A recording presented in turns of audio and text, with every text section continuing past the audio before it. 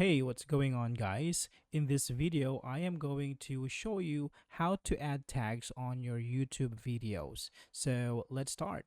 So first here, I am on my channel. As you can see, I only have one video.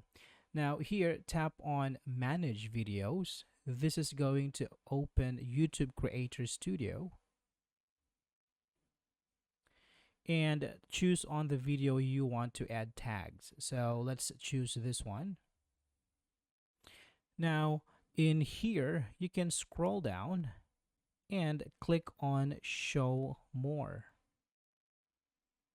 And when you scroll down here, you can actually see tags. Now, you can add your tags in this area. So, for example, here you can say, now after that, you can click on Save. So that's it for this video, guys. I hope this is helpful for you. Thank you for watching, and I will see you next time.